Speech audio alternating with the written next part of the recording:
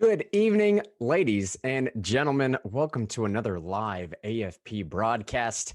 We're broadcasting on Facebook. We may be on YouTube eventually. Check us out on Twitch. We're all over the place here, all right? And by we, I mean, in particular, tonight, it's myself, Grant Henry, Grassroots Engagement Director in Middle Tennessee area, and David Thompson on the other side of the screen. You'll probably see his camera here in just a second. He is our Grassroots Engagement Director out in the Knoxville area. I may be putting him on the spot here.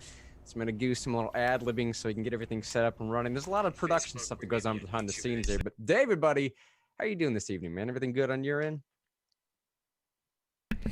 Doing great, man. Doing great. Getting all the little things going here, but so great to be here tonight. Really important topic we're talking about.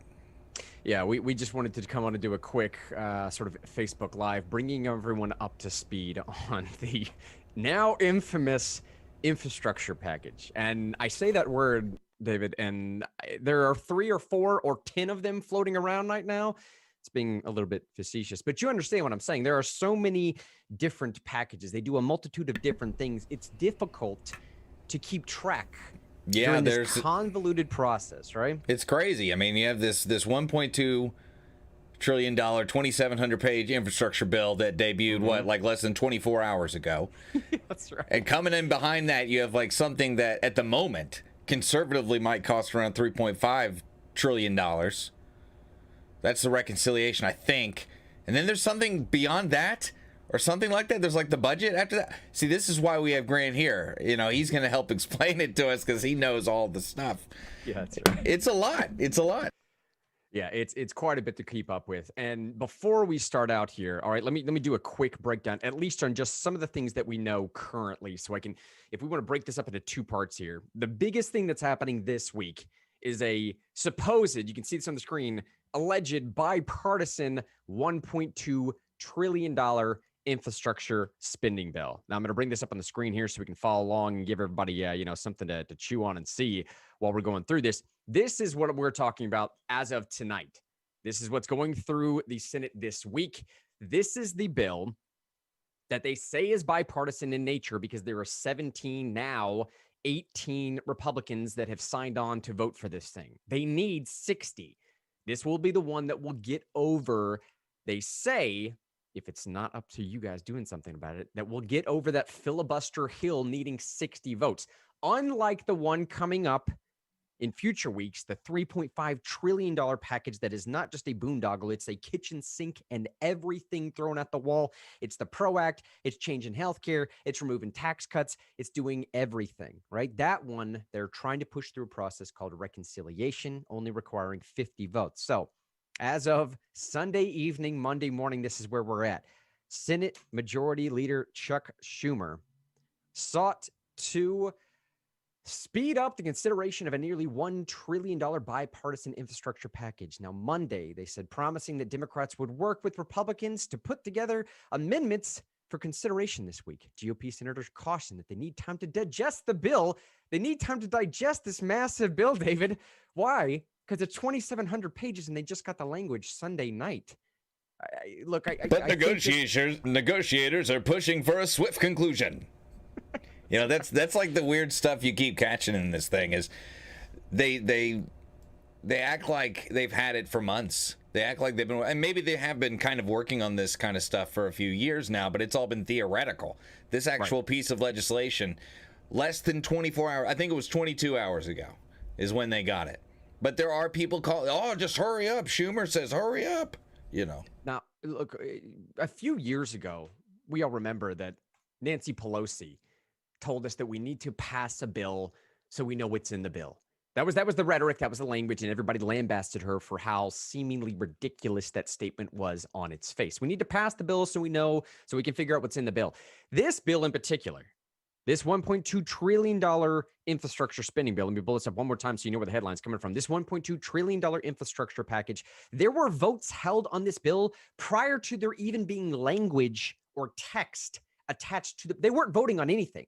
There was nothing to vote on, and they held votes on this bill nonetheless. Now, formally called the I'm not even going to read the name, whatever. The proposal clocked at 2,700 pages after a hurry up and wait rare weekend session. The final product, like we just said, unveiled late Sunday, was intended to follow the broad outline of a bipartisan group of senators that had negotiated for weeks, yada, yada. Okay, so what's in it? What's in it is what we want to know, right? Schumer said that the final vote on this thing could be held as soon as Thursday. And that's what they're pushing for, David, because as of Friday this week, they're supposed to go on recess. Not just that, but a senator, longtime senator out in Michigan, just passed away recently as well. And I think a lot of senators want to make it back for that funeral. So it is highly likely they will try and push this vote through as early as Thursday. Yeah, just to give you guys an update as to what is actually in this package, if you're even concerned about it at all, it calls for $550 billion in new spending over a 5-year term. That's 5 years above the projected federal level, $550 billion even above the federal level. It's one of the most substantial expenditures in infrastructure, definitely in my lifetime. Public transport, airport, and rails. This is how this breaks down. The deal includes $39 billion for mass transit, $66 billion for passenger and freight rail, $25 billion for airports. Roads, they get a proposal set aside for $110 billion for road bridge projects, $12 billion totals for electric vehicle offsets. Look, we could go on and on all day about what's in this thing and what's not in this thing. New broadband packages were just included over the last 24 hours here. New broadband, for $65 billion worth of new broadband stuff. Now, being that this is a Tennessee-based broadcast, let me at least give y'all some sliver of hope here. Some sliver of hope being that what you're about to see on your screen right now, this is the message that our very own Senator Blackburn sent out, signed on to this, and Senator Hagerty voted no for this bill as well. This is what Senator Marsha Blackburn had to say about this $1.2 trillion spending boondoggle, as I'm calling it.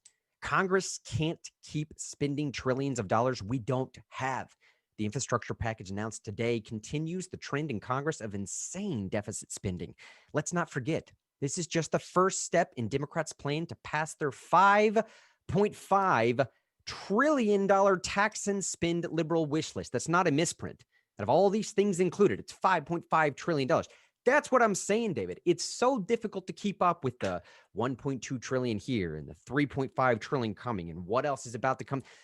$5.5 trillion tax and spend liberal wish list. She goes on to say, our nation is facing a nearly $30 trillion federal debt crisis.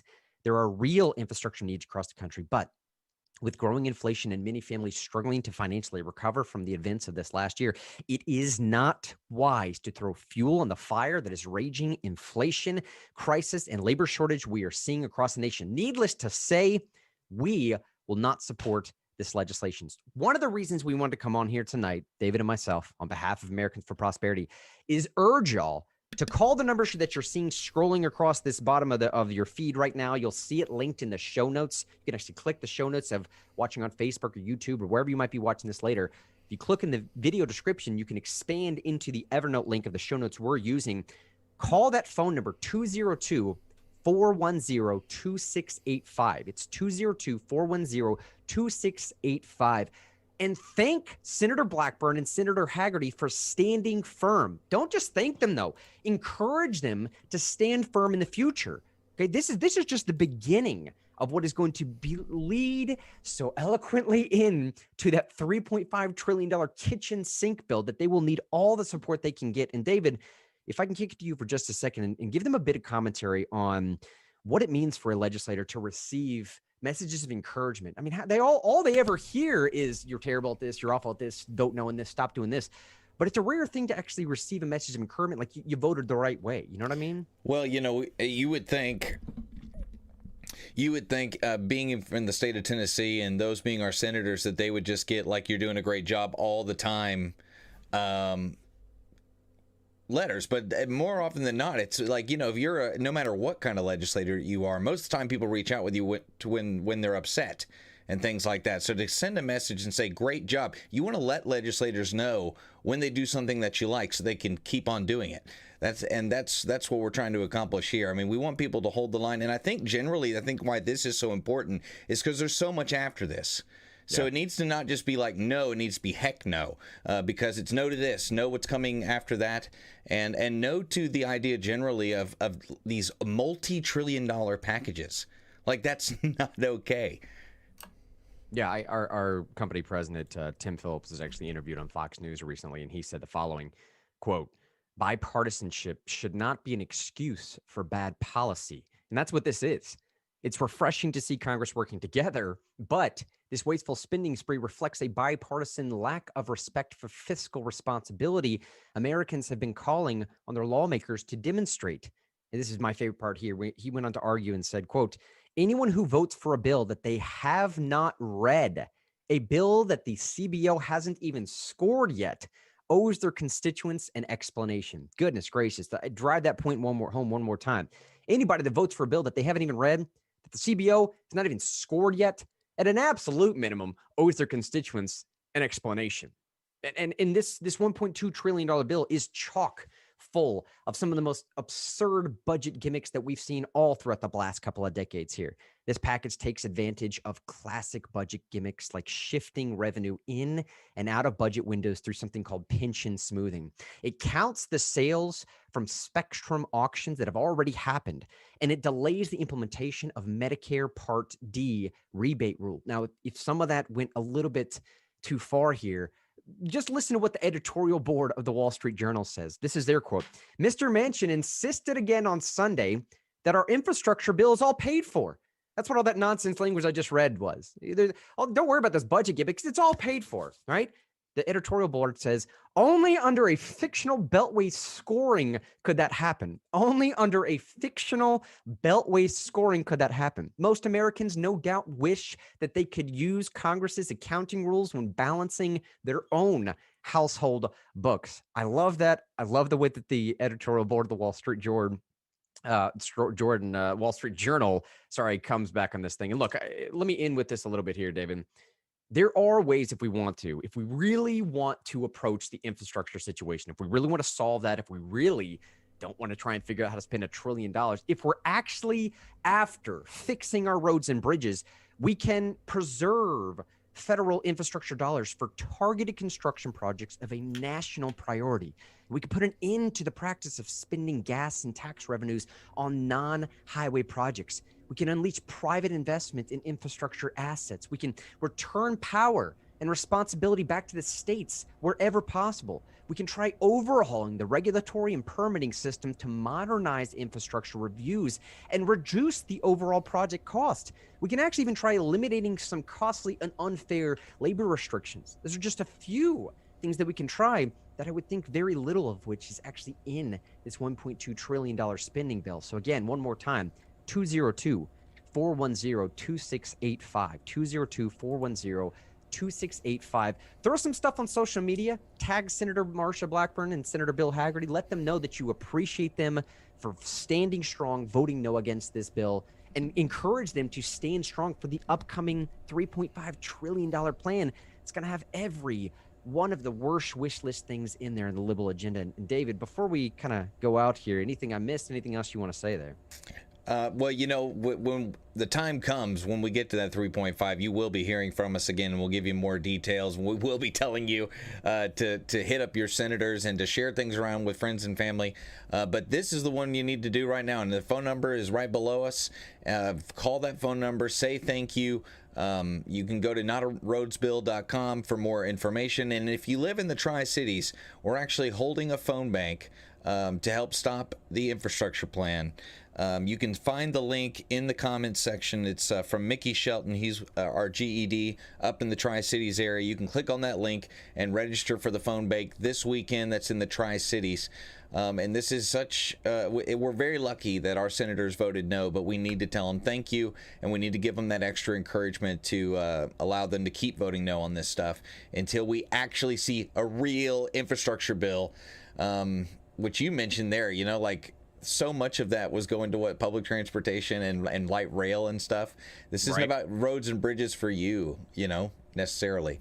It's about light. I mean, we don't even have that kind of stuff in Tennessee. Well, and with the COVID lockdowns and stuff, man, I mean, how many people have just continued to work from home? This is a great point that Bing Cunningham the guy who started the Nashville Tea Party, made this morning on talk radio. I was listening to him. He said, look, how many people are just not going back to work now, working out of their homes? Does that not speak a little bit to maybe the lack of need is some more investment in public transportation? And that's even beyond the point. The common sense, the common sense approach, David, is just, that's even beyond the point at this point. Well, you know what I mean? Let me mention this too. I think there needs to be a big slowdown because in general, there needs to be somewhat of a paradigm shift. It's like people got used to the idea that spending $1.5 trillion at a time was normal just because we went through last year. That is not normal. Yeah. That is not normal, especially in a hurry up kind of fashion. You know, if something was really going on and you'd have to do that, then it would require a lot more than a few days to look at it and make sure that you weren't going to have corruption and waste and that the money was actually going to go to where it needed to go and not just get certain people rich because there's not enough eyes to look at. I mean, there's all kinds of inherent problems with the hurry up process. And we need to let our legislators know it's not okay to spend that much money at one time. And it's obviously not sustainable. I remember just a few years ago, David, I remember exactly where I was. I'd stopped at a gas station and I was standing in line at a gas station, and there was a little TV up there in the right corner. I forget what Fox News or maybe you've seen it. It doesn't matter. But it was back when the original TARP bailout was going through. Do you remember that? It was like $900-something billion. And it was 850 something, I believe. Something like that. And everyone was freaking out. Yeah. I remember people audibly gasping in line at the gas. Oh, I've never heard of such an astronomical number. 809 or something. Where do we get the money from? Now we're just throwing around $1 trillion like it's absolutely nothing. Like it's absolutely nothing. You know, right. We wonder why we have these inflation problems going on right now. You know, and look, as David said, it's not just this. I implore y'all, if you're in the Tri-Cities area, click that link. Mickey's got a call bank going on. Take action right now. Get this word to our senators. Get this word out to your friends, your neighbors, everyone else you're around. Actually get involved in this process because this one is here, but the next one coming around the corner, I'm telling y'all, let me give you a slight little tease as to what's in this $3.5 trillion package that's about to come. I mean, if you thought the $1.2 trillion infrastructure had some weird iffy stuff in there, okay, so the $3.5 trillion one that may not need 60 votes to pass, they could squeeze this one through in a process called reconciliation that just requires 50 votes, and then Kamala Harris being the flip tie. That bill could reverse components of President Trump's Tax Cuts and Job Acts.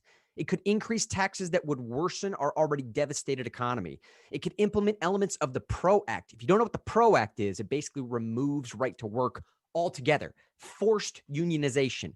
If you're a freelance worker, if you're a contract worker, good luck. Good luck doing your freelance thing in the future. All right. It would implement elements of the Green New Deal. It would drastically overhaul our healthcare system. Talking about Obamacare sort of 2.0, 3.0 type thing. It would spend trillions of dollars on unrelated, unnecessary, and ineffective programs. I mean, that's just some of the highlights, if you will, of the thing that's about to come. And, you know, if I'm speculating here just a little bit, right, as we end this whole thing out, I'm honestly thinking it's some, a way to sort of throw as much as you can at the wall and just see what sticks before midterms come out, right? So if you want to make your voice heard on that, call that number, reach out to Mickey. He's having a call bank this weekend. We will end it there. For myself, David Thompson, and Mickey, who's actually in the, I see you, Mickey. I see you, Mickey. He's actually in the comment section right now. Reach out to us, get involved with AFP. We love all of our AFP family. We see y'all next time.